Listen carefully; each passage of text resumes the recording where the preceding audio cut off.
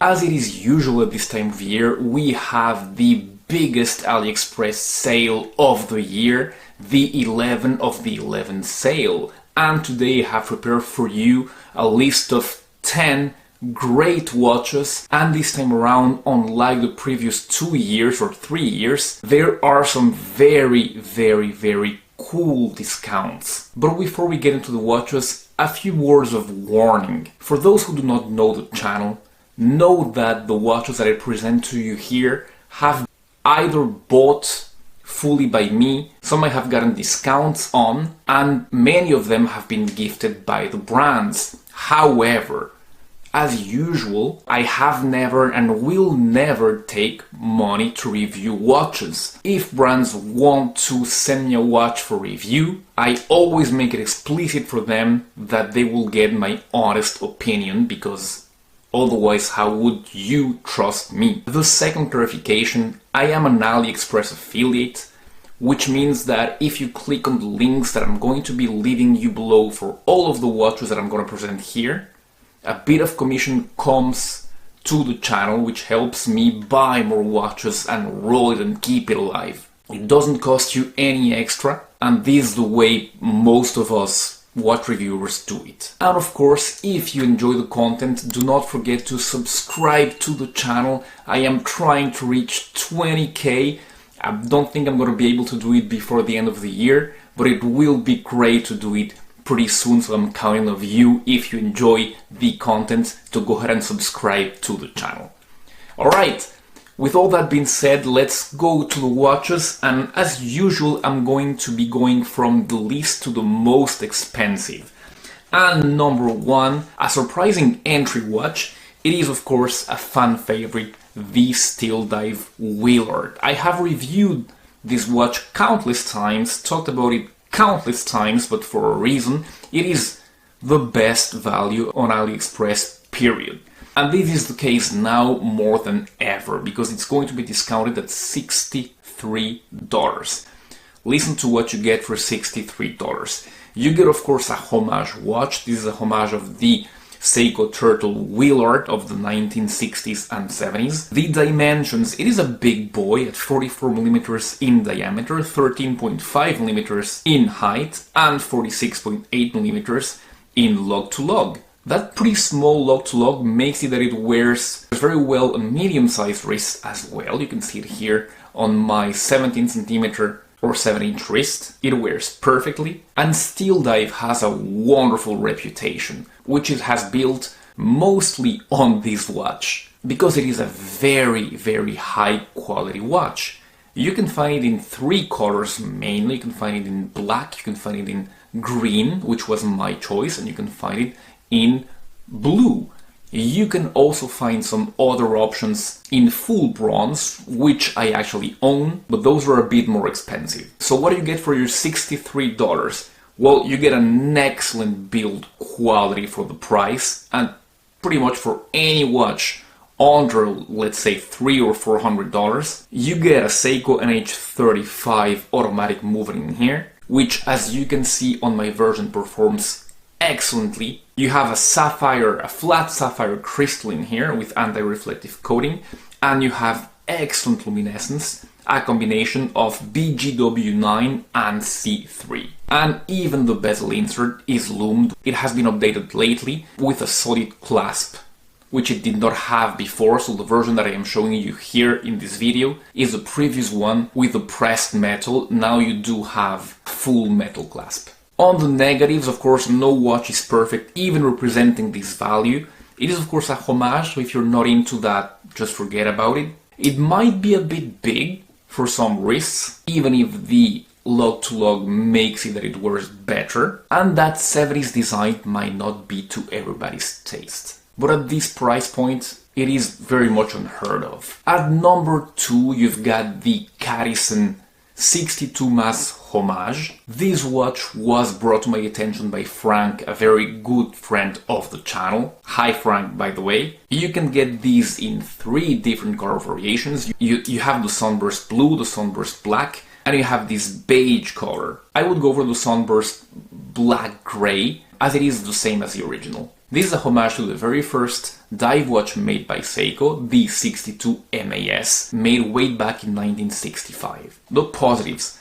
You've got great value, this watch costs only $77 on the sale. You've got a beautiful construction. You've got a superb luminescence. You've got a Seiko NH35, a ceramic bezel insert. The bracelet and clasp are solid. On the negative sides, it is a homage, of course. The bracelet might not be as well finished as the case, do take that into account. But that is pretty much it. For $77, it is an absolute bargain as well. Number 3, you've got a newcomer, the Boderry Voyager. This watch has become extremely popular in the last weeks, and for a reason. It is a watch made entirely out of titanium. During the sale you can have it at $87 on a canvas strap, or at $123 on a full titanium bracelet. The dimensions are 40mm by 10.4mm in height, by 49mm in lug to lug, so pretty big, by 22mm in lug width. And even on a bracelet, it wears only 104 grams because of that grade 2 titanium. And of course it comes with a screw-down crown. On the positives, you've got that titanium construction, so very nice for a field watch. I don't know of many field watches that have done that. Besides maybe from Zelos. You've got 100 meters of water resistance with a screw-down crown. You've got a Seiko NH35, which is great at this price point. And you've got great lume. You've got many versions of this watch. You've got a white one with Fotina and day-only display. You've got the same white one but with a date display and a Seiko NH36. You've got a black dial with super luminova, and even the numerals are loomed in here, which was not the case on the white dial one. And you've got, well, many different options, but those are the main ones. You've got a screw-down crown with 100 meters of water resistance, something that even the Hamilton 38mm khaki mechanical doesn't give you. And you've got a thin watch at only 10.4mm in height. On the negatives, I would have preferred a 38mm, maybe it is because I'm so enamored with that khaki mechanical, which is 38. I would have liked the white dial version to have lume on the numerals. And then there are some versions that I find so-so, especially the date ones. I'm not sure about dates at 4 o'clock, but I know that I do not like at all dates at 4 o'clock. Then you've got some pretty strange dimensions. That 49mm lug to lug is pretty large, as is the 22mm in lug width. At number 4, this is the most insane part of the video. You know that I have talked to you plenty about the Seagull 1963. Actually not the Seagull, but in this case the Red Star. It is an amazing watch for the price, and the price you're always looking at around $200. Here, listen to this, you can get the Red Star with the ST 1901 movements, be very wary of that, for only $111. That is just totally insane. You are getting a watch with an original design, with a great looking mechanical chronograph movement, with vertical clutch, which is very well made, for almost no money at all. That is just insane. Of course, for this price you get the 38mm, which is the best actually, with the acrylic crystal, which is period correct. This is after all homaging watch from the 60s. But I would suggest upgrading to the sapphire, if only to have that bit more security, and because on the acrylic version I have found that this watch is a bit too loud. The positives, we have talked about them. It is a beautiful watch, and it is of course that beautiful movement, and it has an original design. The negatives, be wary, there's a lot of these watches on AliExpress pretending to have the ST 1901, or maybe being a bit shady about it and offering it for $60–70. If it is too good to be true, well, then it isn't. You cannot get one of these watches, I believe, for under $150, but here I don't know what happened. But I do know this store, They are very well reviewed, so I do trust them, and that is why I am talking to you about this watch. If you have not seen my review about the watch, I'm going to be leaving it in the description below, as all the reviews of the watches that I have made. We're halfway there. Number 5, the Saint Martin's Turtle Homage. This watch that I have on my hands right now is a watch that is not one of the best sellers for Saint Martin. And I don't know why, because it is a beautiful watch, a homage of course, but like most of their collection, it is beautifully made. The hands, the indices, all the metallic parts are great. It is beautifully finished, as is usual with Saint Martin. And take a look at this beautiful Kanagawa Wave. I know that many brands have been taking this design lately, but Saint Martin was one of the first to do it, and it is just wonderful. The lume is beautifully made. You also have a mother of pearl version, which costs around the same. I didn't talk about price, and that is the best part, because during the sale you can have this amazing watch for $120. Why do I say it is an amazing watch? Because it is beautifully built, as I said, and because it has some of the best clicking action that I have felt on a watch at any price point, and that is important to say, at any price point. And I've had Seikos, I've had Rolexes, I've had Omegas. This is about the best you can get.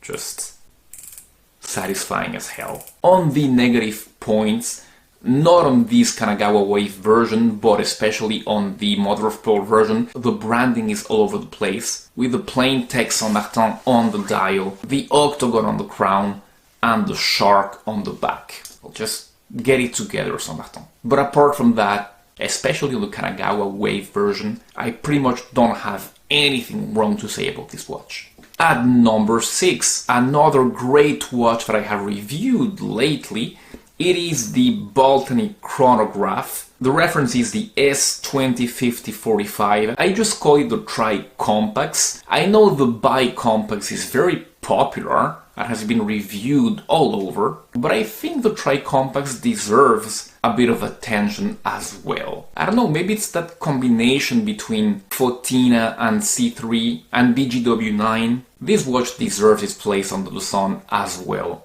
as its sibling has. You've got a Seiko Mecha Quartz VK67 in here. You've got a fully bead blasted construction, which makes it feel rough. It is a cool Type B Flieger style chronograph. You can have it in matte black, as I have it, or you can have it in sunburst blue, which I don't think goes too well with this kind of watch. You've got Superluminova Old Radium on the hands and C3 on the numerals. The dimensions: you've got a diameter of 39.5mm, a height of 12mm, a log-to-log of 46.3, so it's pretty compact, and a log width of 20mm.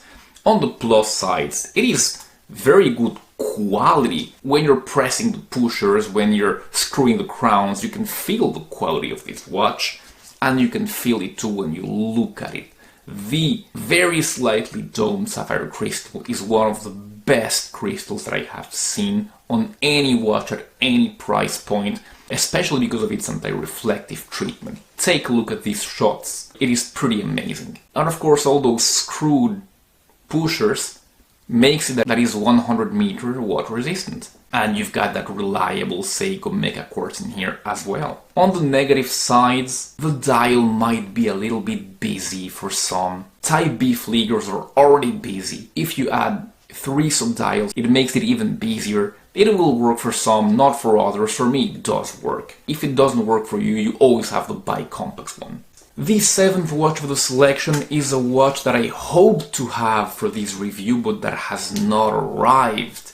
It is the Merkur Tritium tube. I don't even know the reference, but it's a Merkur field watch with tritium tubes, and that is the main selling point here. You do not see many tritium tube watches, especially not at this price point. During the sale, this one comes at $160, and I'm just dying to have it so I can review it for you. So I thought that I was going to talk to you about it anyway, even though I don't have it with me and I have actually never reviewed it, but so just keep that in mind, so we're just gonna be talking theory here. The dimensions, you've got a 39mm diameter by 12mm in height by an unknown yet lug-to-lug by 20mm in lug width. It comes in two variations, one with an awful stainless steel flexible strap, one of those you see on vintage watches and you go like, ugh, forget it. And it comes on a simple NATO. I would of course advise you to go with the NATO. It is, I believe, the same price though. The positives and negatives, the positives, do I need to say it? You've got all that tritium in there, and it is, I believe, one of the only tritium watches that doesn't look horrible and that comes at a pretty affordable price. The negatives, it appears to have tritium only on the hands and indices, and the numerals appear to have only normal luminescence. At number 8, I wanted to talk to you about the Saint Martin Black Bay GMT Homage. I wanted to talk to you about this watch, especially, well, first of all, because it is a beautiful watch, number 1, and number 2, because of its price.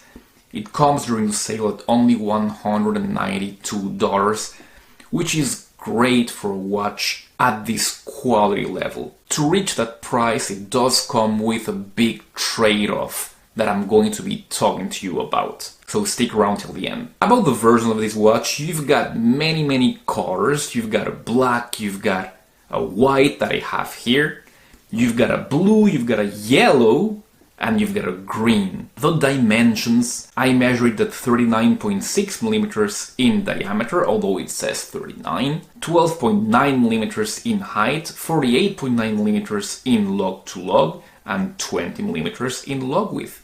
The bracelet goes from 20 to 16 and then back to 18 at the clasp. The positive points about this one is the value, especially when you consider what you get for the price. You get an amazing build quality, an exquisite finishing on all the parts, on the case of course, but on the hands and on the bracelet as well, on the clasp of course. This is a GMT watch, so you get an amazing Seiko NH34 in here, and you get very good BGW9 Super Luminova. Once again, take a look at these close-ups. The build quality of this watch is great. It might be a price down Saint Martin, but they have not skimped on the finish. What they have skimped on is the bracelet. Not on the quality, on the overall quality of the finish, but on the fact that they're not using screws for this one. They're using pin and collar. And even though they do provide a tool to size it, it is almost impossible to size it yourself without the proper tools. Not the ones that they provide, they will not do the trick. I tried and tried. The pin and collar, once you get it secured, it is great. But it is a pain. If you ever lose those collars, which is very easy to do, it's just hell. Just if you're not sure about it, get it sized by someone who knows what they're doing. The other negative is that although you've got a pretty thick, almost 13mm in height, you only get 100 meters of water resistance, although you do get a screw-down crown, to be fair. At number 9, another Saint Martin that I have reviewed ages ago. This is the new version of the Black Bay 58 Homage. The one that I reviewed around 2 years ago was about the same, but it did have that ugly bracelet and that stupid S branding. They have corrected that. The dimensions though remain the same, 40.7mm in diameter, so it might be homaging the Black Bay 58. It is much larger, 12.2mm in height, and that is very nice for a 200-meter watch with an NH35. You've got a 49.3mm in lug-to-lug, and the bracelet goes from 20 to 16 and to 18 at the clasp. You've got two versions. You've got a blue with BGW9 Super Luminova, and you've got a black with C3 Super Luminova. I don't know why they did that. It doesn't matter anyway, I like both. On the positive points, it is exquisitely well finished. I have been reviewing Saint Martins for a long time. This one remains one of the best finished watches they proposed to date.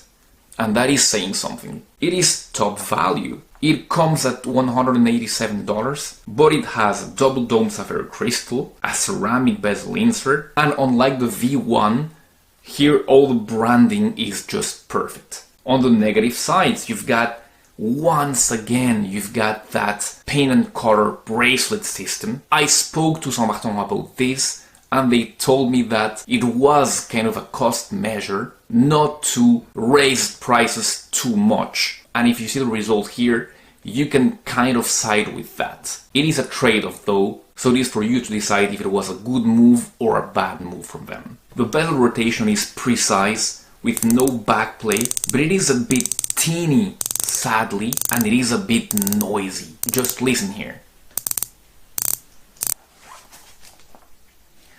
And the last watch with the selection is the last Saint Martin actually, is the Saint Martin X Watchdives SN121G. This is the Pelagos Homage that came out a few months ago, like 3 or 4 months ago. I reviewed this watch when it was out. It was all the craze at the time, and I loved it at the time, and I still love it now. Unlike the 39mm Pelagos, it is an actual small version of the 42mm Pelagos. You've got a diameter of 39mm by a height of only 12.8mm for a 300-meter water resistance watch. That is great. You've got 47mm in lug to lug, and the bracelet goes from 20 to 16 to 18. On the positive sides, you've got the full Saint Martin treatment here. The clasp has micro adjustments, which is great, and the lume is wonderful, and even the bezel insert is lumed. On the negative sides, the clasp may be a bit long, and I believe that comparing it side to side, the color is less rich than the original Pelagos. That's been it for the review. If you enjoyed it, don't forget to subscribe to the channel to see more content like this. Thanks again, and I'll be seeing you very soon on our next video. Goodbye.